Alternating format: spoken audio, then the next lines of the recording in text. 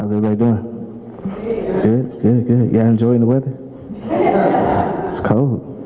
How about the potholes outside? Y'all enjoying those?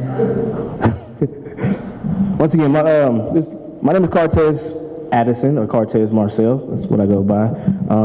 This is Sauce. We're both local artists here, rappers, musicians, and we came together to form a program for youth called We R.A.P. R.A.P is an acronym, real and positive. Go to the next slide. What is We R.A.P? We R.A.P is an education program that develops urban youth leaders via hip-hop and aims to raise the consciousness of participants by providing a structured space to produce thought-provoking, culturally relevant art. And so who we are, once again, Kartez and Royce Handy, I go by Sauce once again. We are recording artists ourselves, so being able to teach hip hop comes a lot from the experience. We are used to touring. We have a music collective called New Black City that's hip hop, jazz, soul, and R&B all together. And this is our next tour, which actually starts next Friday. Kartez has new music coming out, and we're all going on tour again to about 12 cities. We also are, according to Startland News, hip-hop entrepreneurs with We R.A.P and Rap Asylum, a monthly hip-hop show that we have in Kansas City. Community leaders, we worked with various community organizations from YMCAs and Boys and Girls Clubs to churches to whatever. And we're used to speaking and teaching in various schools and local colleges. So like Sauce was saying, we worked with a lot of community organizations, from Porch Alliance, Genesis, Charter School, City Union Mission, all these different places that we've partnered with.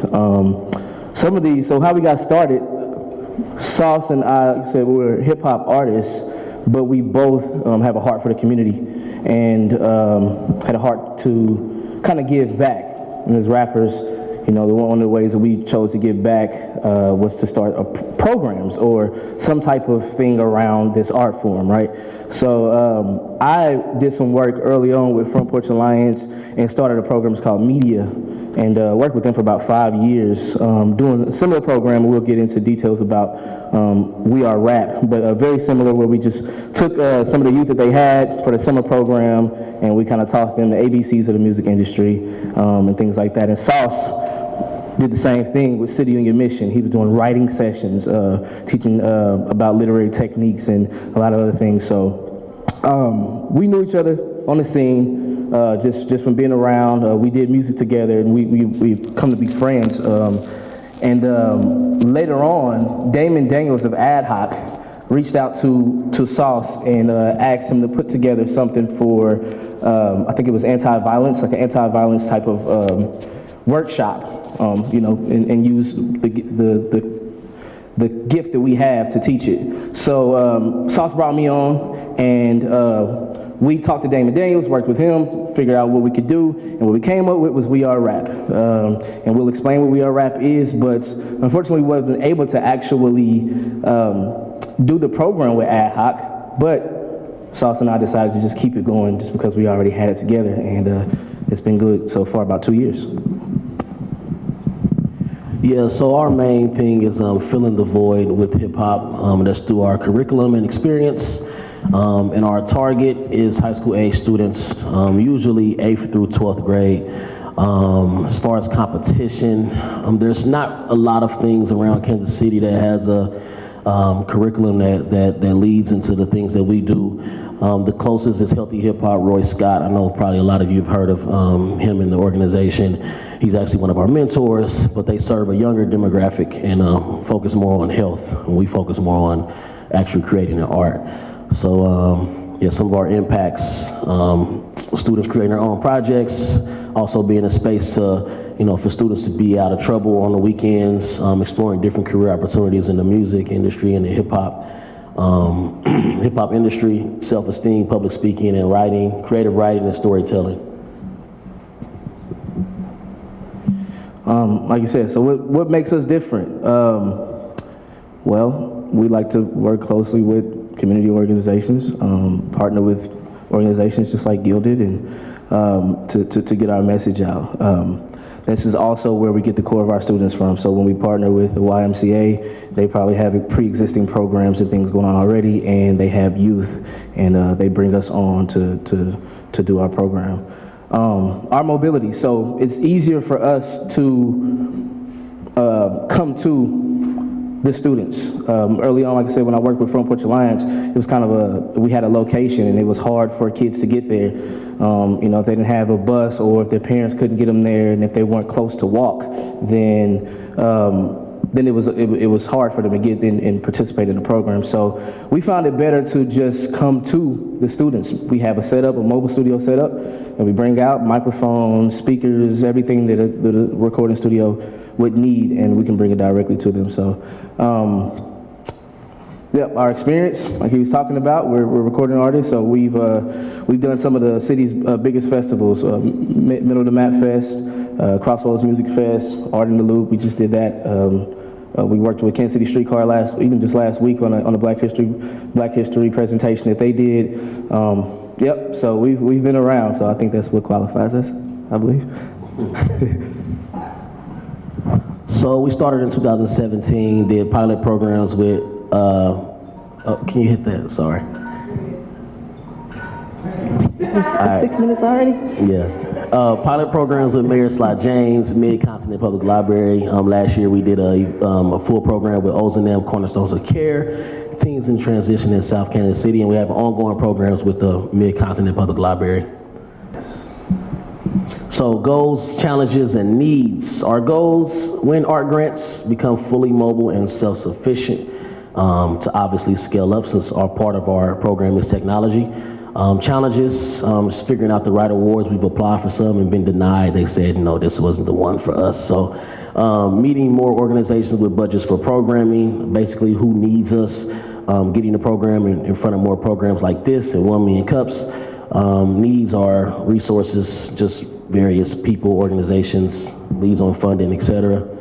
And we will, I don't think we have enough time, but we do have a music video that we shot with our students in this picture right here. We presented it in front of Mayor Slot James and Gene Peters Baker, and they loved it. Basically, we decided what we wanted to talk about, what we wanted to write about. We brought a videographer, we shot the video, and the students wanted to talk about how hard it is growing up on the east side of Kansas City.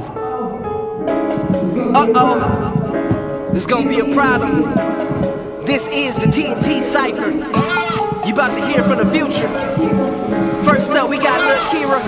Let them know what's up. I don't want to lose my period. Thought I wouldn't make it. Thought I wouldn't fake it. Tell I'm the greatest. I don't anything here. But when times get hard, one foot in front of another. I flip the whole worry about my sisters, my brothers. Turn around and get a whole thing to my father. I just want to see him happy because I really love him. And I just learned patience. How you gotta rock with yourself. I ain't a hater. Heard they flocking when I'm flocking as well. Every time I say something, you know it gotta be real. Go out and get it, stack it up and put that box on the shelf. More of the story, get paid and feed your fam. Every time I feel lost, I flow like Peter Pan. You are not a boss. Can't picture you being a man. Seems so far away, but the picture's in my hand. Visions on my goals. Focus on my paper. Walk solid in the struggle. Always fall big hustle. Big dude, big muscle. Own father couldn't trust me. Had cars coming in, so you know I hit a gun. Big dude, big muscle. So you know I hit a 10. You don't know about the struggle. You don't know about the struggle. You don't know about the struggle. You don't know about the struggle. You don't know about the struggle. You don't know about the struggle. You don't know about the struggle. You don't know about the struggle. Yeah, look, let me tell you about my life. All my life had a struggle. Just a piece of it. If you want to go, just type in We Are R.A.P on YouTube, and you can see the full-length thing. But we work with, this is with Teens in Transitions. We worked with these kids for about 4 weeks, and they were able to put this together on their own, so I think it's pretty good. But that's it for us.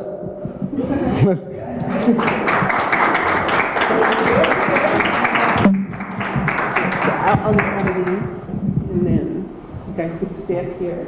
Oh yeah.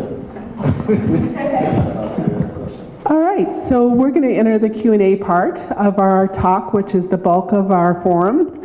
And we invite you, the audience, to ask questions, particularly about in these areas of goals, challenges, and needs. And we have one to start off. And of course, it's not going to be goals, challenges, and needs, but it's essential, I think. How many students can you handle at one time?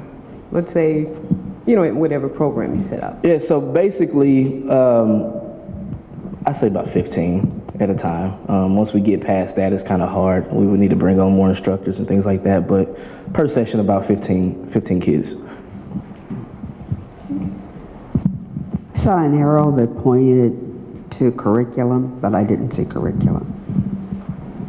Do you have that on your slides?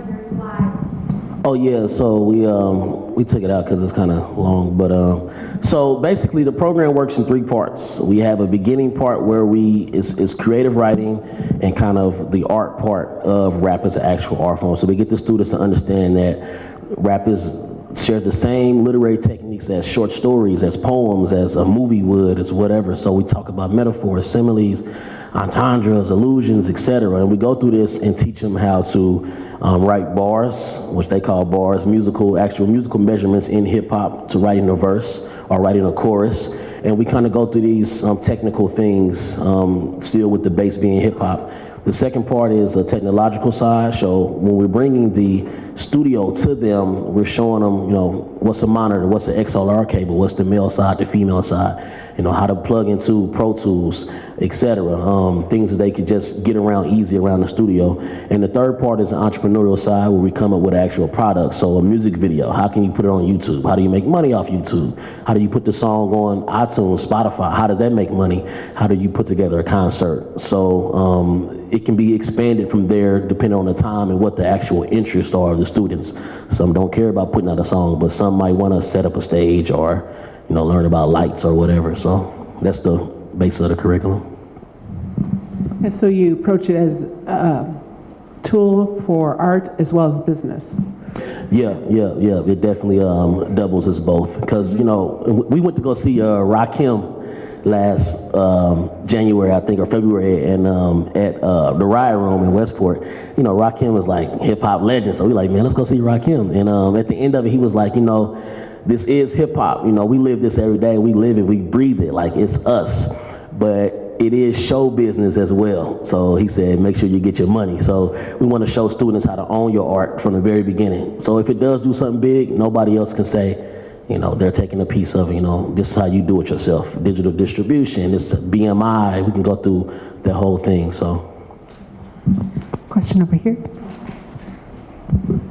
So how are your programs typically set up? I know you said the one in the video was a 4-week program. Are they all like kind of semi-short-term, long-term, or is there sort of a regular one where they can come in every week? Or is it a single day? How does that work? Yeah, so a goal of ours is to get something ongoing, on the regular where kids can just randomly come in. But right now, it's just when we get a partnership with an organization, and when they already have youth, we're at their mercy, so that's all we can do. But so far it's been pretty good. We've been staying busy, so we're getting booked pretty often. I do wish that we could open it up just for general public just to come in. That's actually a goal of ours. Will you talk a little bit about those grants that you applied for that you didn't get? What were you wanting? What did you? So the grants, we were hoping to get dollars to do similar to what he was talking about, to be able to have the program, to pay for the cost of the program, perhaps rent a space out, and open the doors up so that the students or whoever wants to be a part of it can come in. So the funding from the grant would keep it free for the community to come in. I'm sorry, I missed that part. Who were you applying with?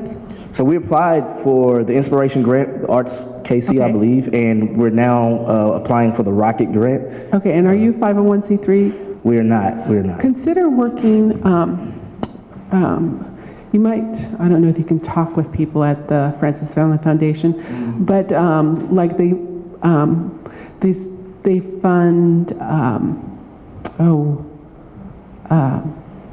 they fund a lot of youth programming in arts programming in diverse neighborhoods. And I know we weren't a 501c3 when we received our first grant from them. We went through a fiscal agent in New York who handles artists, Atlas, Yeah, and so it's a good way too for you to get donations as well. They do require a monthly fee, but then by partnering with them, you get your donators it can be a tax write-off. But and so too, you might even want to partner with a nonprofit too if you don't want to go through a fiscal agent and propose a project to Francis Fallon Foundation. I know a filmmaker who partnered with KCPT and they got some nice funding for a film that they produced, but KCTP showed it. Okay. So definitely keep that in mind. I know we've talked with Healthy Hip Hop and a few other organizations about being doing fiscal sponsorship through them. Just because we don't have the 501c3. Yeah, and even joint programming too, you know, where they have a small part in it, but and that wouldn't be eligible for them to send it to these foundations. And, but you guys can basically write the grant and just say how they're involved in it and let them have some approval or review of the grant and the budget. So. Yeah. That's good information. Thank you. Missouri Council for Humanities. Do you know? I don't know much about it. Do you know it? Yeah. So in fact, we're going to be applying with them for the first time, and they're actually going to be. I'm going to another talk of theirs this Sunday at the Uptown over the noon hour. That's an atheist group that's sponsoring the talk, and you know, they're looking for groups that create conversation like this. So if you're inviting the public and you're creating conversation, that's what they want to hear. And so that might be another organization you might be interested in. In fact, too, because of the government shutdown, their application and their grants are actually starting late this year, and they'll be they have a short-term grant, I think in April, May, and then their big grant deadline is this summer. But yeah, but too, that's again, you might want to partner with another 501c3 or a fiscal agent. Can you talk to us a little bit about your relationship with the library, and possibly, you know, if you had the option of kind of extending that to be kind of not a permanent space, but a regular space that you could be working with them? Yeah, so with the library, basically one of the community programmers were at a show that we were doing on 18th and Vine at the Juke House, and he liked the music and emailed us and said, hey, come on out and tell me what you got going on. So we went out there and pitched the program to them, and a few weeks later they sent us like a programming schedule. They wanted to do some of the writing workshops. So we have the normal full program is 8 weeks long. Then we have these 2-hour writing workshops that we can do in a day, where we just focus on writing and then performing the pieces in front of each other. So all the other pieces are not there. But so the library initially just wanted to do like 4 or 5 of those throughout the summer, and they scheduled it for it. And then towards the end of the year, they said, hey, we actually have money for the entire program, and they got 2 programs. So that's how the relationship kind of started. And I mean, it would be great to have something housed there, or even the Kansas City Public Library. So, I mean, I don't know how their funding is working, but we've been doing a lot of work with them on and off, but mostly it's been the writing workshops, just because the ease of it, and then them being able to just schedule those out so much easier than 8 weeks. Because we've had an 8-week program with the library, and they couldn't find how they wanted to do it. So, but the 2-hour workshops, they're like, hey, come by the Liberty Branch, do one. Come by South Kansas City and do one. It's much easier. So. Other questions? I wanted to ask, now, do you prefer to tour, or would you prefer just to work locally, or do you like the mix of it? I was gonna say, I mean, as you said, touring, I mean, yeah. I like the mix of it. I like to be able to go out and, you know, and be a legit performing artist. Mm-hmm. And then when I'm at home, I'm actually in the community doing my work. You know, we've done so much work. You know, we look back, like how can we kind of centralize it and make it our own thing. It takes a lot to run back and forth to different organizations, but having your own thing that can be used. Like if you get off the road and say, hey, we're on the road for 6 days in a row, but we got a program coming up, in 2 weeks. It kind of makes it, I don't know. We're kind of creating a blueprint for us to be doing this 100% full time. So from the touring to performing, actually selling music, and then coming back and teaching it as well. So I like the mix. You like the mix? All right, cool. You mentioned scaling up as one of your goals and meeting people. Are you working with maybe other artists as well to be able to do what you do, so it's not just necessarily the two of you all the time? I ask that in a bit of a bias, knowing and seeing your group New Black City, which is hot. And that would be really cool to see, because you have a saxophonist in it, and so as you blend all these things and you talk about history of music and Kansas City, and have you thought about connecting with New Black City and having some programming that maybe could expand your programming in the way that you do things? That's actually a good idea. We hadn't thought about it. Right now we're gonna do it, but we have worked with other artists.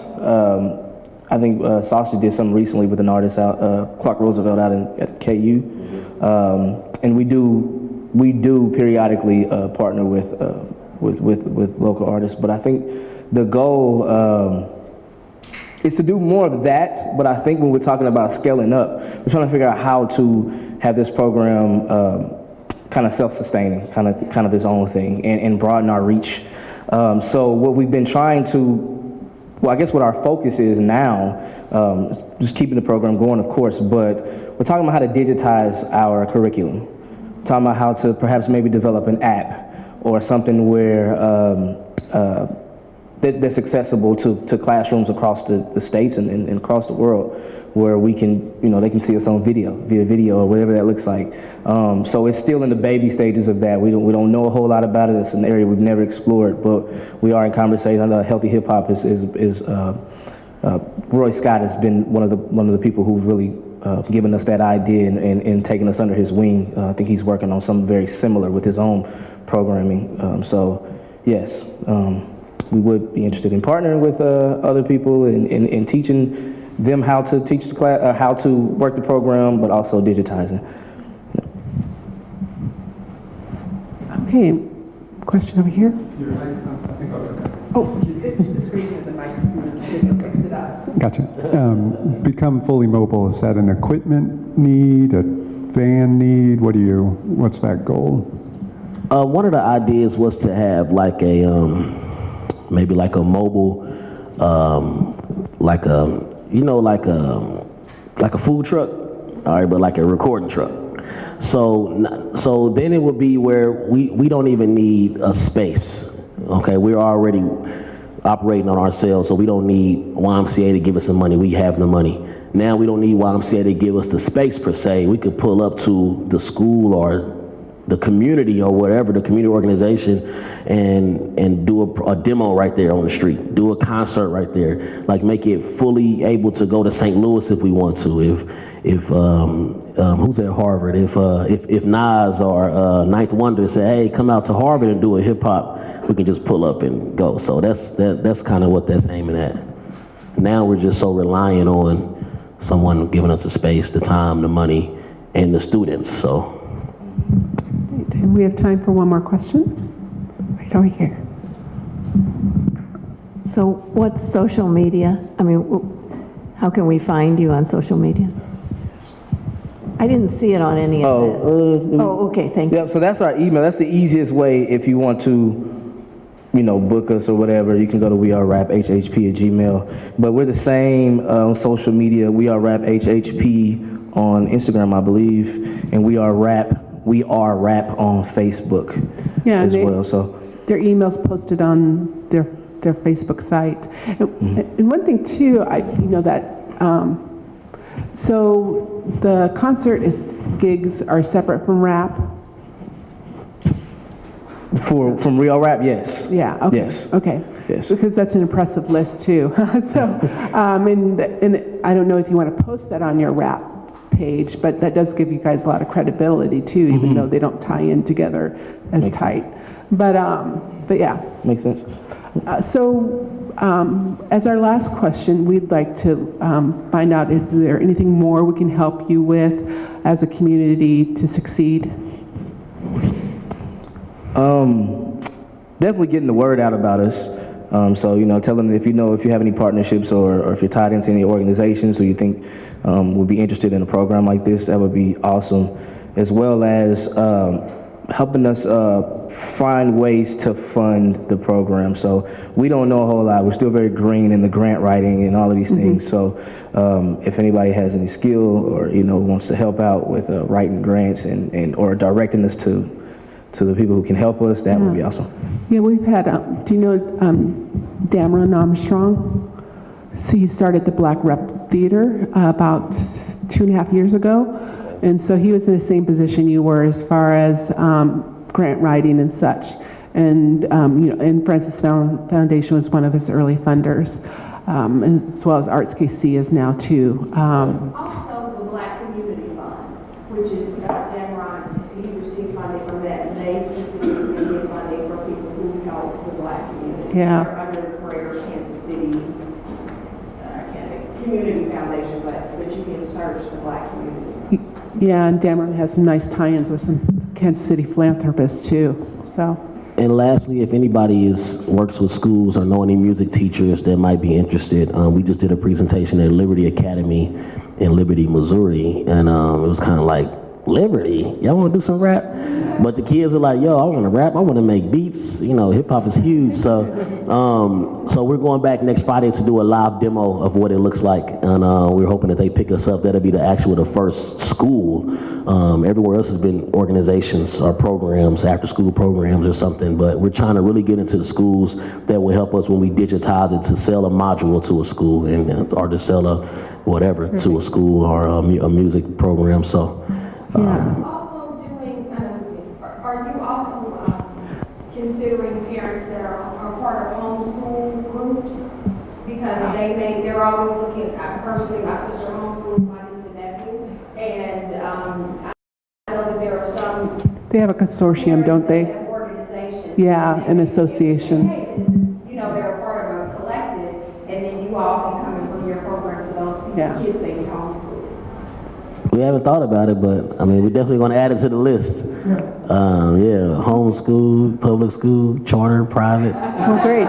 Wherever you at, we'll come through. Feel free to write or take a picture of their email, and definitely you can contact them through their Facebook site. And I know some, I think the Kemper here would be interested, and I can make introductions, and and probably for Shugizi too. So you guys do such wonderful stuff and innovative stuff for youth. That's great. All right, thank you. Thank you.